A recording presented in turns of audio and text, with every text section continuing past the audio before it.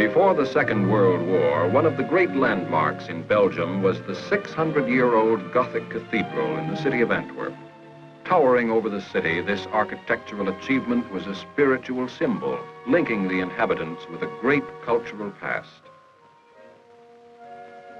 The cathedral, as well as other old buildings, reminded the people of a way of living that had stood the test of time.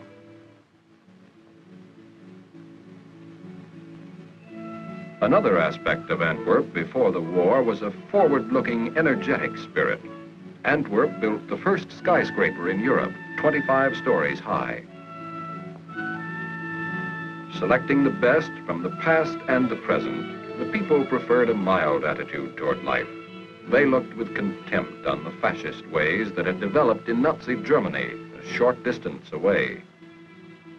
Antwerp, since the Middle Ages, had been a trading center. Its port was the greatest on the continent of Europe. The harbor, with its vast machinery capable of handling tremendous volumes of import and export trade, brought Antwerp into close contact with the world outside the city. But one contact became inevitably a clash. A war between great powers threatened the peaceful life of Antwerp. For a few months of 1939, Belgium tried to preserve its neutrality. Then Hitler, choosing Antwerp as one of his first targets, sent his planes swooping over the city, bringing to it death and destruction. Napoleon once said, "Antwerp is a gun pointed at the heart of England." To Adolf Hitler, the capture of Antwerp was a natural step in the plan to conquer England and the rest of the world. Antwerp was taken. For 4 years, the Belgian people existed and suffered under German rule.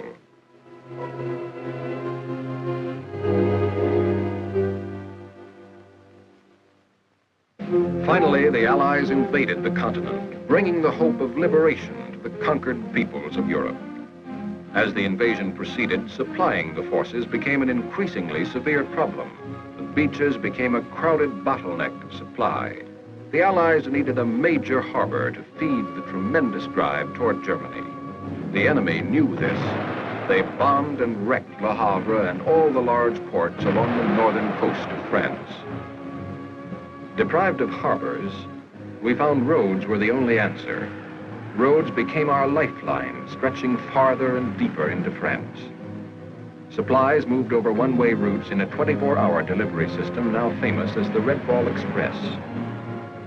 Day and night, the trucks rolled along the roads of France, bringing gasoline, ammunition, and food to frontline depots.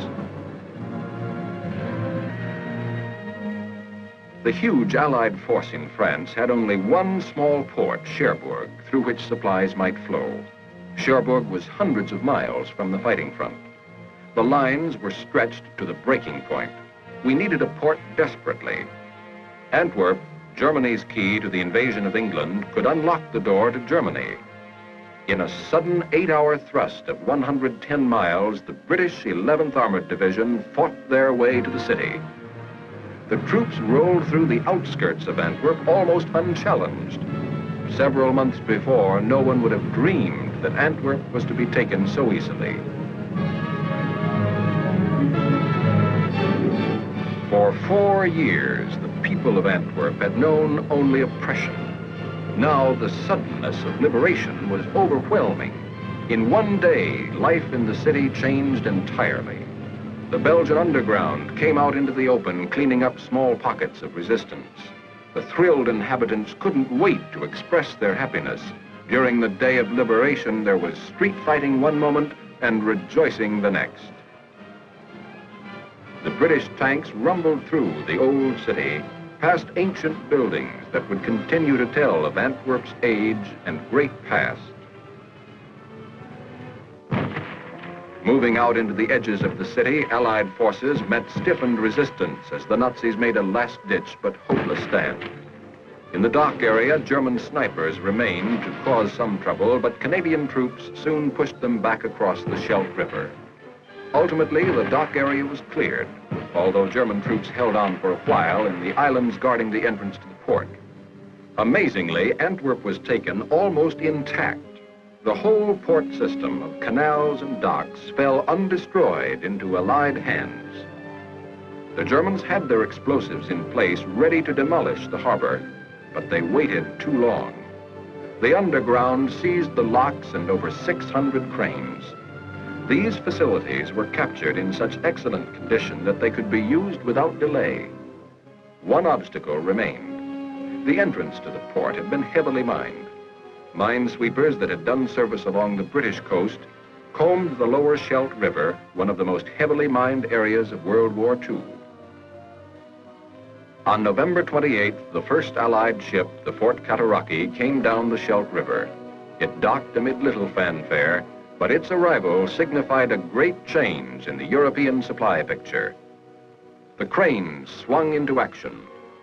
Antwerp became the funnel for 50% of the Allied equipment arriving in Europe.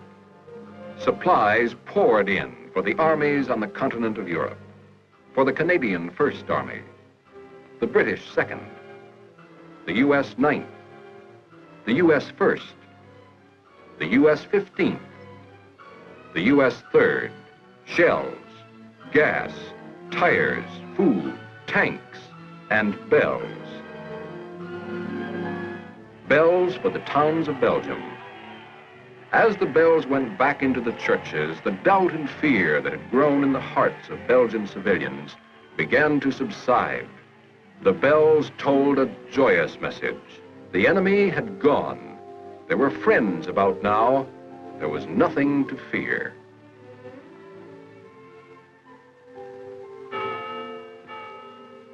And then suddenly, the flying bomb. 1,000 pounds of dynamite capable of vast destruction. The bombs were aimed at the port of Antwerp, the port so vital to the Allied invasion of Germany. It was the Germans' trump card, and it was being played in earnest. The number of bombs that rained down on Antwerp steadily increased.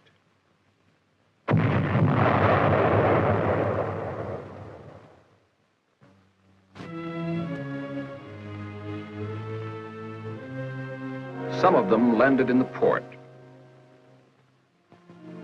Many landed in the city. Life in Antwerp was transformed. Each bomb killed or wounded an average of 38 people. Old women, accustomed to a round of housekeeping and shopping, were suddenly crushed under tons of debris.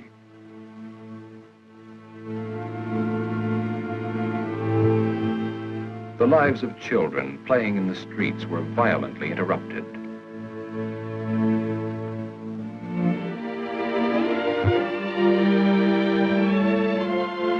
Homes became a ghostly setting for those who escaped death.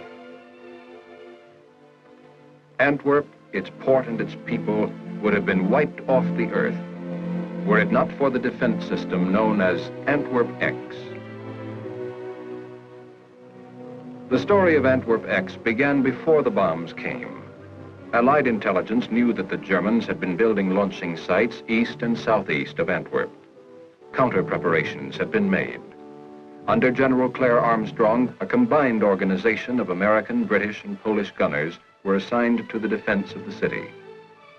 It was their job to defend the city against the V-1. Against the V-2, which traveled too fast to be seen, there was no defense. We knew that the German attack could come from many directions. Our strategy was one of shifting defenses.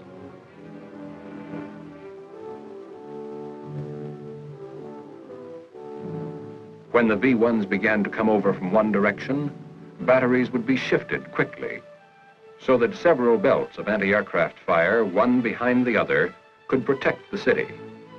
To make this strategy a success, new lines of attack had to be expected, and anti-aircraft units had to move quickly from one position to another.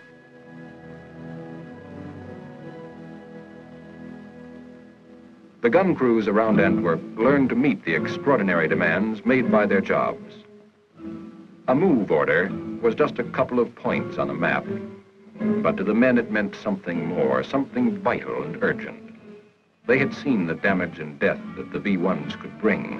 They knew that lives in Antwerp were at stake. They learned the importance of moving quickly. At all hours of the day and night, the small towns of Belgium shuddered as heavy equipment rushed along the quiet streets on the way to new positions of defense.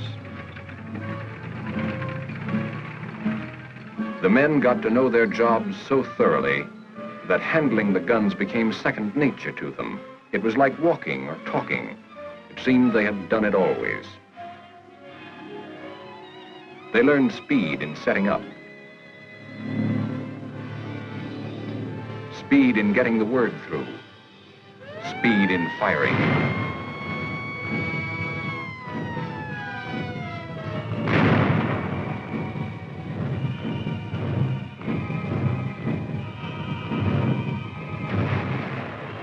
They learned accuracy. When the bombs first came, our gunners shot down only 1 out of every 2 bombs. Before the shooting was over, they were bringing down better than 9 out of 10. It wasn't the gunners alone. At each step in the process of bringing down a bomb, there were men whose place in Antwerp X was vital. Observers moved far forward into frontline positions to spot the V-1s soon after the takeoff from Germany. From these forward outposts, they flashed the earliest warning of an approaching bomb. Back at the battery, the signal comes in, and the gunners go to work. In a matter of seconds, each man is at his post, doing the job upon which all Antwerp was depending. A job of cooperation. A team of American and British troops blending its efforts. Through rapid estimations, the course of the bomb was plotted.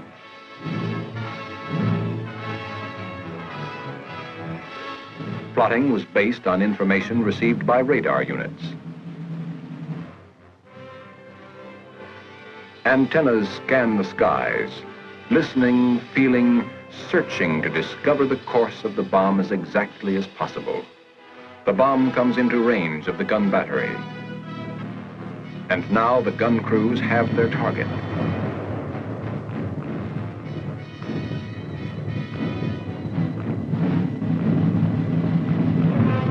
When one belt of guns failed to bring down a V-1, there was at least one other battery backing up the first. Sometimes 4 and 5 belts of guns guarded the bomb lanes to Antwerp.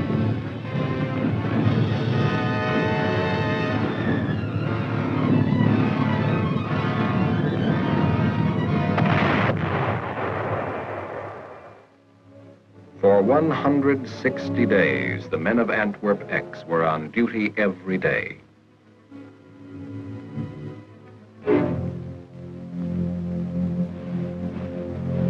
And there were few nights when a man could get continuous sleep. Sooner or later, there came an ominous sound in the night. The motorboat of the skies, and the V-1 flickered and glowed like a tiny firefly in the darkness. For 160 days, the people of Antwerp and the men defending it turned their eyes toward the sky. The black puffs were from our own guns. They were our defense. But the people saw them as the spots of a new disease that might afflict them endlessly. They wondered, how long can they keep it up? Will the supply ever give out? Will the bombs ever stop?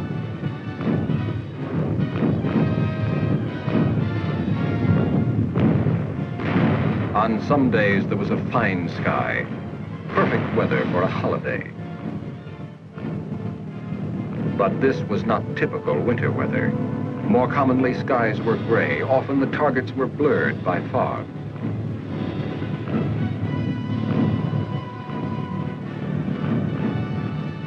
Early and late, in all kinds of weather, people gathered to watch, especially the children. To them, it was a great show.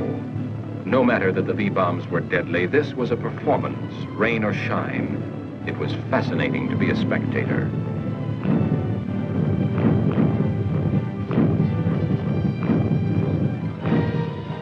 But to the civilians, it was a matter of life and death. Their homes and their city were in the balance. The gunners were their protectors and defenders. their only hope against the deadly weapon in the sky. Action was frequent, the outcome was always in doubt. Sometimes a hit was freakish, damaging the flying mechanism so that the bomb hurtled to the ground in a crazy spin. To the gunners, life went on, a round of work and little sleep. The season changed. Winter was a new plague, adding discomfort to danger. There was cold and mud. Through the winter, Germany continued to hammer Antwerp with V-1 and V-2 bombs. Thousands of buildings were totally destroyed and many thousand more were severely damaged. People in the city were dazed. Those who had lived all their lives in Antwerp were suddenly lost in their city. The children looked on, not understanding. The wreckage was beyond their comprehension. But the V-1 left its mark on them physically and mentally. Then, in the early part of December, there were 5 days of quiet. There was no putter of V-1 bombs. There were no V-2s. The sky was silent. But though there were no targets, the air was charged with danger. This calm was false and sinister.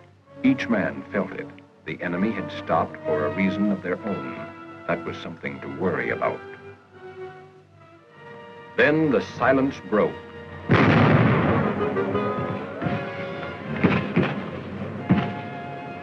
The German High Command, realizing the importance of the Allied supply source, poured all its ground strength into a huge, dangerous counteroffensive, the Battle of the Bulge. Antwerp was the goal. Reach Antwerp, and the Allied drive would falter and fail. Our position grew dangerous. Our men were forced back. We lost valuable equipment. The Allies met the drive, throwing everything they had against the enemy, every man, every piece of equipment. Our highly specialized army rushed cooks, clerks, and cartographers into front-line fighting positions. Standard fighting methods were thrown overboard. Anti-aircraft guns fired point-blank into the enemy attack. But although the Allies suffered great damage, the result of the Battle of the Bulge was now clear. Von Rundstedt never reached the city that was his destination. Through it all, the port went on operating. The Belgian dock workers, heroic in the face of constant danger, continued to bring in the materials that were to reach the front in time for final victory. Truckload after truckload rolled through the streets of the city to the Western Front.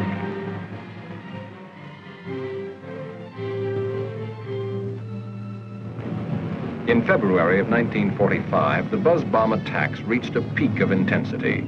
The bomb was coming in now from a new direction, from the north at much shorter range. By continually shifting our defenses and through a heavy defense in depth, we met the final onslaught. Antwerp X was a success. Firstly, the strategy had been right. Secondly, the execution of that strategy. The record of the gunners had been brilliant. During one period of 6 days, 91 bombs came over, of which 89 were shot down.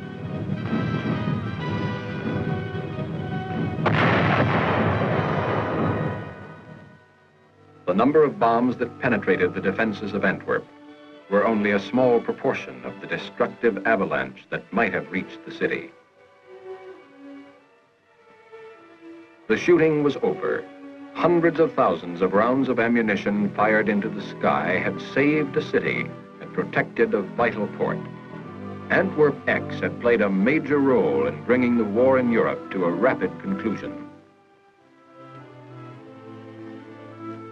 Antwerp survived a war while being in the very center of it. The people had paid a price in lives and property. But beneath the surface, there had been a profound change.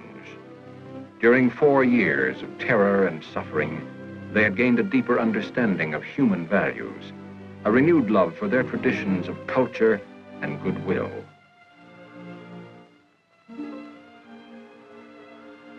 The citizens of Antwerp look about them now, at the old buildings, the old landmarks, still standing, reminders of the destruction that might have come to them, reminders of the evil that might have afflicted them not for 4 years, but for 40. or 400. Their city lives on, a monument for the whole world to see, an affirmation of the good that is in mankind, that can survive.